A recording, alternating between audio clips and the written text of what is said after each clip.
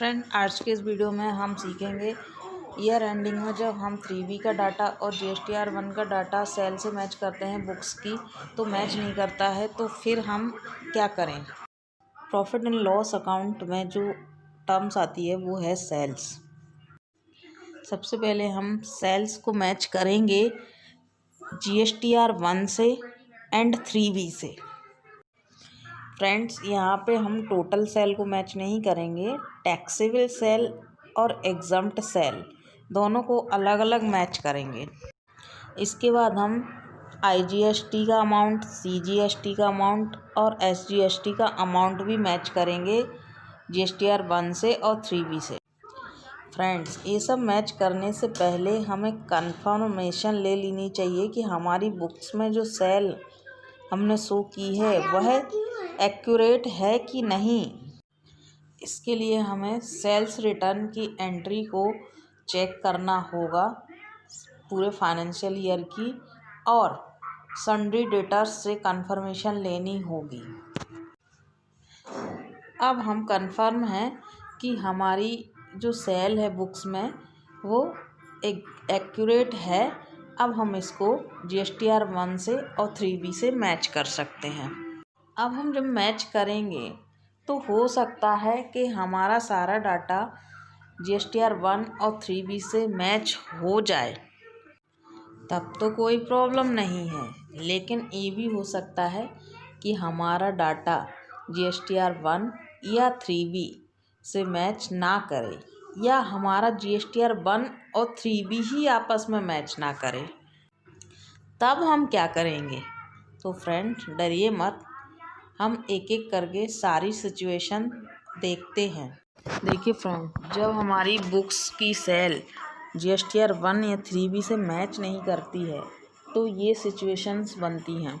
First situation क्या बनती है कि GSTR 3B है उसमें हमने कम सेल दिखाई होती है।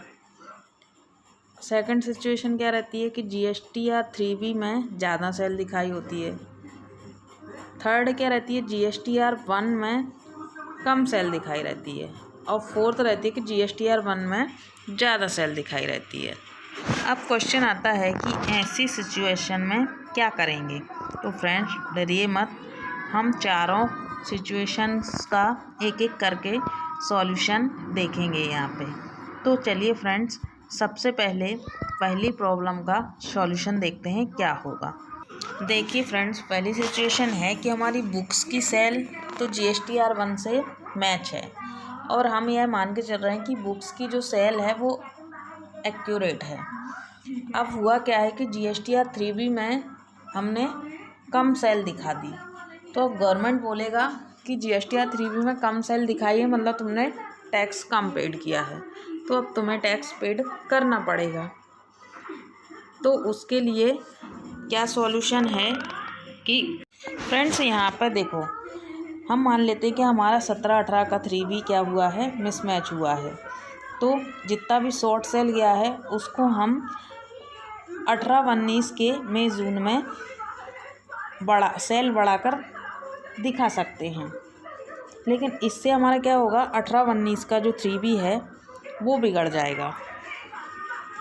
लॉ बोलता है कि अगर आपके किसी भी मंथ का 3B मैच नहीं करता है तो उसको आप नेक्स्ट मंथ में दिखा सकते हैं, सितंबर तक अमेंडमेंट कर सकते हैं। दूसरा तरीका है GSTR 9 जो एनुअल रिटर्न होता है, उसमें भी आप करेक्शन करके ये जो सेल छूट गया है उसको दिखा सकते हैं।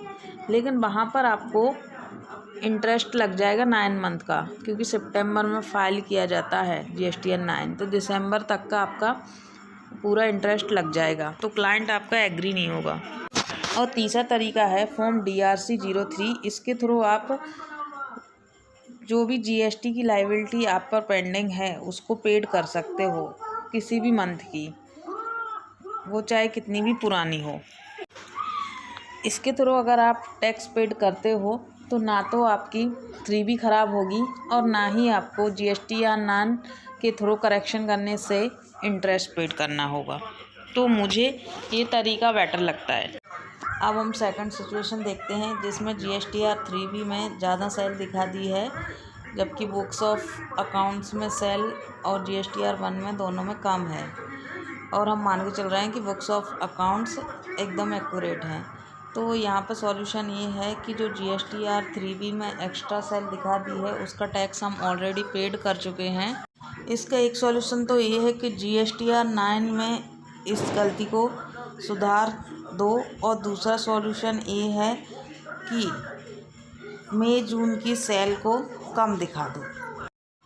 अब बात आती है थर्ड और फोर्थ सिचुएशन की, जिसमें GSTR 1 शॉर्ट गया है और एक्स्ट्रा गया है। इन दोनों में भी कोई प्रॉब्लम नहीं है। GSTR 1 को तो अमेंड कर ही सकते हैं। GSTR 9 जो एनुअल रिटर्न जाता है उसमें हम GSTR 1 को आराम से अमेंड कर सकते हैं। तो फ्रेंड्स, हमने सेल की सारी सिचुएशन देख ली हैं और उनके सॉल्यूशन भी देख लिए हैं। ऐसे करके हमें GSTR 3B से और GSTR 1 से अपने सेल को मैच करना है। और सेल में मैंने आपको बताया ही है कि taxable sale, exempt sale, IGST, CGST और SGST इन सभी को मैच करना है। ओके।